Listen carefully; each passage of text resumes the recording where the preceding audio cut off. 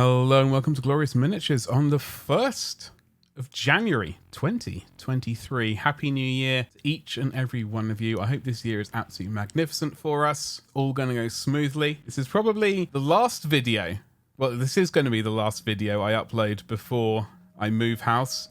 I don't entirely know when my next one will be because I've got to organise internet. However, without further ado, let's have a look at the Sunday preview. Celebrate the new year with Arks of Omen, Battleforces and the Horus Heresy. Happy New Year, everybody, with 2022 over and a new journey around the sun beginning. We thought this would be a great time to take a break and not release any new miniatures for a while. Nah, just kidding. It's the 1st of January and there's already loads to talk about, which will be available to pre-order next weekend. First up is the start of the latest narrative arc. We mean arc with a C. That will shape the future of the Warhammer 40,000 universe. Arks of Omen is here in the form of book 1 in the series, Abaddon, or Abaddon if you're that way inclined. I do like this artwork. I like it a lot. Available in standard and collector's editions, Arks of Omen Abaddon kicks off the new story with a team-up between the eponymous Despoiler and their new demon on the block, Vashtor the Archifane, who we've had a look at previously. As well as spinning an epic yarn, Arks of Omen Abaddon lets you take part in the saga of the Bale fleets by introducing rules and missions for boarding actions. A whole new way to play Warhammer 40,000, offering fast-paced games set within the confines of a Voidcraft, Space Hulks,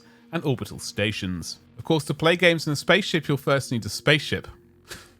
Or at least a board's worth of spaceship terrain, such as the contents of the Boarding Actions terrain set. This set contains 2 sturdy double-side gaming boards and 68 pieces of massively modular terrain, which can be used for the Boarding Action missions in the Arks of Omen series. That is this scenery right here, as you can see. And also, potentially, you could use it for Zone Mortalis, that kind of stuff in Horus Heresy. Also, lovely Necromunda. Happy days. I'm liking this scenery. I don't have any, but I suspect in the future I could see myself getting some of this. Let's see what else we've got. Fans of larger games also have something to look forward to. The chapter-approved Arks of Omen Grand Tournament Mission Pack. This is a complete guide to match play for the first half of 2023, with revised tournament missions, new and updated secondary objectives for every faction, and a brand new detachment that gives players much more flexibility when building their armies. I think we've seen some of that somewhere, where it's basically looks like you can just take, rather than 3 troops, you can just take three elites or 3 fast attack or whatever suits your army best. I don't entirely know. I assume that's what this is, but you know what they say about assumptions. If you want to muster a fresh army to take advantage of the Arks of Omen detachment, there are also 4 new Adeptus Astartes battle forces that will give you a great starting point. Will help you expand on your army with loads of models and chapter-themed upgrades. I'm just going to scroll down smidgen. Okay, the Scions of Macragge Battle Force box features 2 sets of the greatest heroes of the Ultramarines alongside the solid core of a Codex-compliant collection in the form of Intercessors, Hellblasters, and Blade Guard veterans. Gotta say, if this box didn't have Marneus and Tigurius in there, I'd probably get this. I suppose I could always sell it on. I do need to get some miniatures for March from Macragge. I'm going to have to get a very basic paint set together, and hopefully maybe a little box of something so I can paint while wherever I am. I'm not going to be able to paint the 54 miniatures that I painted last March. This March in Macragge, unfortunately. I did have 50 planned. They're already half built and 1 layer of paint is on them, so I do need something, but this might be a bit too much for me. So, however, if you're starting off with Ultramarines, this would definitely be a good purchase by the looks of it. 2 excellent characters, some Blade Guard veterans, some Victrix Guard, Hellblasters, I don't know how good they are. Intercessors, happy days. Happy days. Anyway, let's see what else we got. The White Scars Battle Force is a storm of Cho'Gaths. Perfect for fast attack fanatics with the Primaris Chaplain on bike. I love that miniature. Joined by 2 squads of Outriders and a pair of Invaders ATVs. Plus Kasaro Khan and his adorable bird pal. Now, something is very striking about this, and that's the fact that Kasaro is not on a bike, which I find crazy. It's a very strange thing, but it would be a good place to start if White Scars is your jam. Even if they're not your jam, you could always sell the character off eBay and have a nice fast attack base of your army, whatever that may be. On the other end of the scale are the Iron Hands, whose March of Iron Strike Force teams up with 2 hulking Redemptor Dreadnoughts, with 10 Intercessors, a Primaris Tech Marine, and Iron Father Pharos, as you can see right here. This is tempting. I do like dreadnoughts. I'm rather fond of them. This could definitely be a good purchase, a nice sort of central core of one's army. I do want to paint this miniature. I've been wanting to paint this for a while. However, I'm going to stay strong and not go in on this one, because I have my eye on something else. I'm going to try and stay strong on that one as well, but if I give in to one of these box sets, it will probably be the next one. Finally, the Salamanders Warforged Strike Force is great for fans of infantry assaults, not to mention flamers and melters with 20 intercessors, 3 eradicators, 3 aggressors, and Adrax Agatone to oversee them all. I've been specifically wanting to paint this miniature up, Adrax himself, for quite a while, and I've been putting it off. Not putting it off, just not getting around to it. I do enjoy painting Salamanders when I get the chance, so if anything, I would probably get this if I didn't get the Imperial Fist box set, which is still slightly tempting to me. I do have Imperial Fist to paint, so getting some more and then potentially splitting those heavy intercessors up across my Ultramarine and Blood Angels or Black Templars. It's always a temptation. Getting what would be a 5th army. Yeah, this would probably be a bad choice. I might just get the character on his own and just leave it at that. How about these 4 for anyone? Is any of these 4 calling out to anyone? Anyone tempted next week to put this Saturday coming to potentially pre-order them? Each of these Battle Forces sets will give you a strong start to a Space Marines army, tailored to the way you want to play. Okie dokie, let's see what else. You can also add to each of these collections with the latest collections of Space Marine heroes that features 6 different Space Marines to collect, packed in blind bags. Try your luck and see which Blood Angels battle brother you receive, or buy a box and get all 6 with 2 extras. They can be painted as any chapter and can be built with a choice of helmet or bare head. Honestly, I thought these were already out. Am I missing something? I thought these were already being released. Do let me know in the comments. Am I getting confused with something else? For the more traitorous among you, a set of Black Legion dice are also on the way. Oh, hello. Containing 15 dice in two-tone swirly black with golden pips sporting the effortlessly ironic Eye of Horus sigil in place of the 6. I do like the style of them. I do like those dice.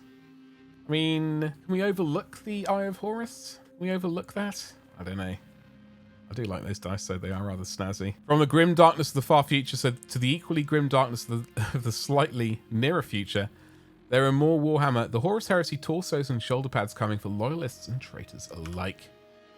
Salamanders are getting a made-to-order set of 5 torsos for Mark III armor, bedecked with drake scales and flames. The Wordbearer torsos are designed for Mark IV armor and feature Colchizian runes and lots of fluttering papers for you to inscribe very small prayers to the Dark Gods on.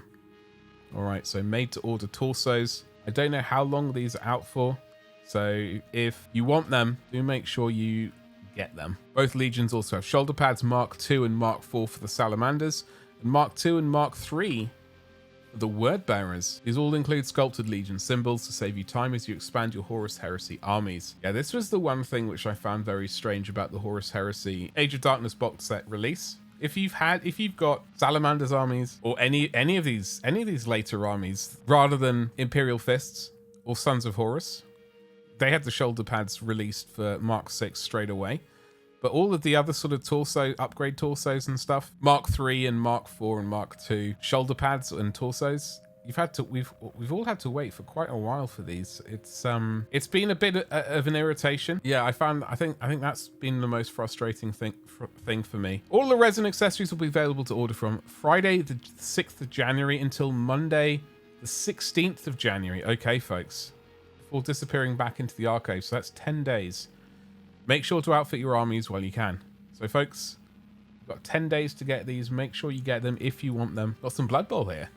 In the world of Blood Bowl, a pair of truly classic star players are returning to the pitch after a long absence, sporting brand new models to boot. Ah, yes, I do remember this old chap. Vaguely remember the previous iteration. Well, specifically this weapon, at least. I might not remember their names, but this weapon looks very familiar. Nice to get a re-release. Nobbler, Blackwart, and Scrapper Sorehead have been part of Blood Bowl lore for decades, and their 90s models were the mainstay in many Orcs and Goblins teams. Now you can unleash the mayhem once again as Nobbler's Chainsaw and Scrapper's Pogo Stick Yes, really. I take into the pitch once more. They look like a lot of fun to paint. Goblins are always fun. The mischievous pair can play for Badlands Brawl and Underworld's challenge teams and will be sure to give your opponents a headache or a very close haircut in Nobler's case. New from Black Library. The Scribes of the Black Library are also starting the year off with a bang, as the paperback of Mortis, Book 5 of the Siege of Terror series, arrives, hell yes, alongside a map of the Mercury Exultant kill zone that features in the novel.